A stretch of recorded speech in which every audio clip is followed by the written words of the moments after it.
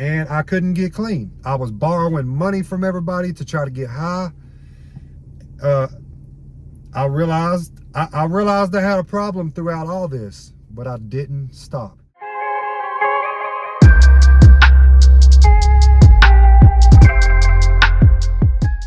What's up, YouTube? Welcome back to my channel, Hustling 101, where I share my life with the world. So I had a question from a fellow subscriber about when I realized that I had a drug problem and I needed to stop. That's a good question, from TNT 420. That's a great question. So realistically, I should have realized I had a problem in my teenage years, but I was so involved with people that, you know, doing drugs and things like that, that I just really didn't see an issue with it. And when you're young like that and everybody around you's partying, getting high, doing drugs, doing crazy stuff, you don't really see an issue with it. It's normal. So the first time I realized I had because I've gotten clean from major drug addiction twice now. You know, when I was 26 years old and here recently. So we're going to talk about both times. The first time I realized I had a drug problem is when I had just gotten out of jail on a felony probation violation. And I looked around at my life and I didn't have a pot to piss in. My girlfriend just left me. And, you know, I was 160 pounds soaking wet at 6'3", and just didn't have nothing to my name at 26 years old. And, you know, when you're 26 years old, you should be doing things. You should be starting your career. You should be, you know, you should have something. You know, some people before they're 26 years old already have a house, a car, a career. And I'm not comparing myself to others, but, you know, you tend to look at your life and realize how much drugs take from you. So I was sitting in my dad's spare bedroom in his little Cracker Jack box trailer that he was living in. And I had a pack of cigarettes with 4 cigarettes left. And I had a couple of pain pills in that cigarette pack because I was also selling drugs at that time. And I really had an epiphany. I looked around at my life and went, you know what? This ain't working. I'm going to end up back in jail.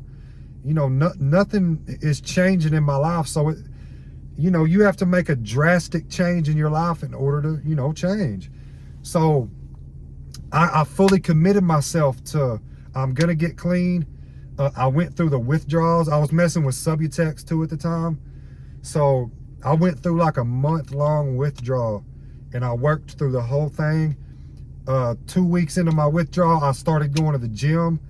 You know, my appetite was starting to come back.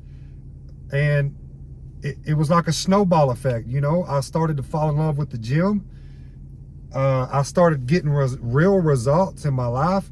I started, you know, doing right by my probation, doing right by everything. I had met my ex-wife at that time. So we teamed up and I just went on a 4-year life change. And, you know, I did a complete 180 with my life. Ended up divorcing that woman. And I did pretty good on my own, you know. I had a problem with women. I started messing with a bunch of women. Moved to Atlanta with this girl. We had like a 2-year relationship. It ended up not working out. I moved back. If you've watched my fentanyl story, my little series that I made about my fentanyl story, this is from the time I'm talking right now is basically when that story starts. So if you want to go back and watch that, it's a pretty interesting story. So I moved back from Atlanta, end up messing with this girl. She's messing with fentanyl. I end up getting a hold of some fentanyl. I end up liking it.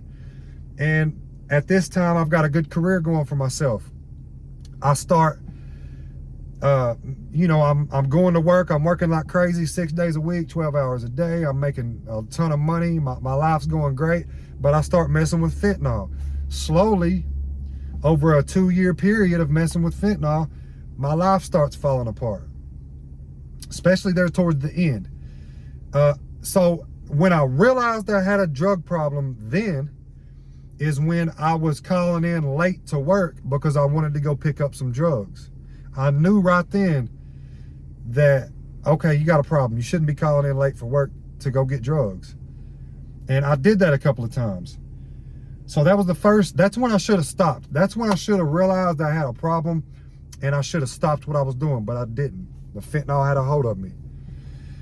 So another instance where I realized I had a problem is when I was leaving work to go get drugs to come back, and I ended up losing my job because of that.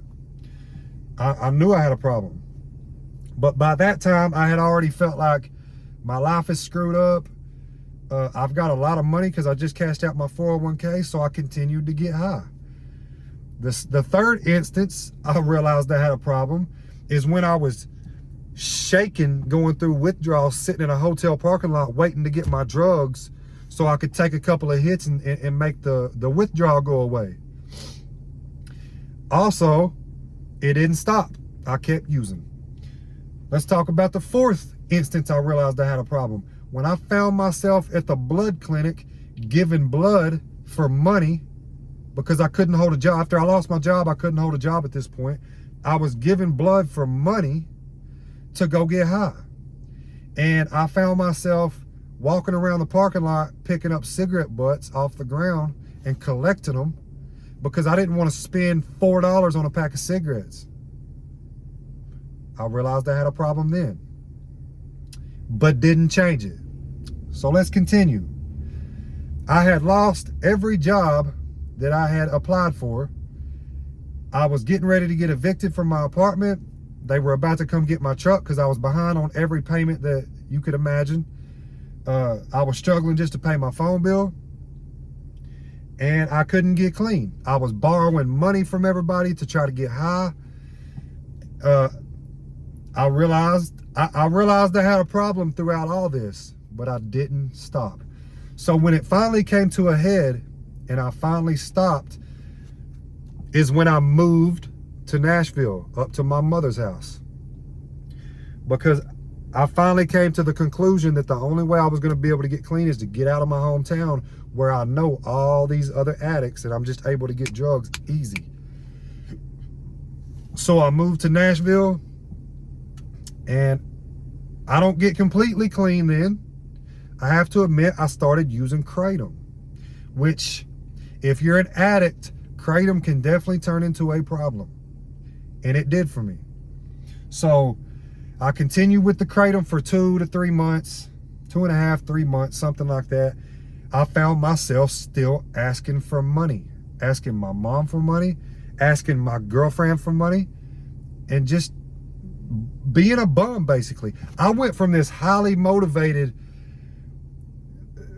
crazy work ethic individual to this bum, basically. So I knew something had to give. So I documented my Kratom withdrawal series. If you want to go back and watch that as well. And I stopped Kratom. And throughout this whole process, I knew that there was a problem there. And it took me a long time to realize that I can't keep doing this. You know, I'm going to burn every bridge that I have. And I'm going to end up homeless on the streets, really in a worse position than I've ever been in my life at 32 years old. So, yeah, that's my little story of realizing that I had a problem and finally taking the actions to do something about it. And I'm not completely through all the damage I caused from drug addiction. You know, I'm going to court right now for 2 separate charges in 2 different states. I'm going to end up doing some jail time.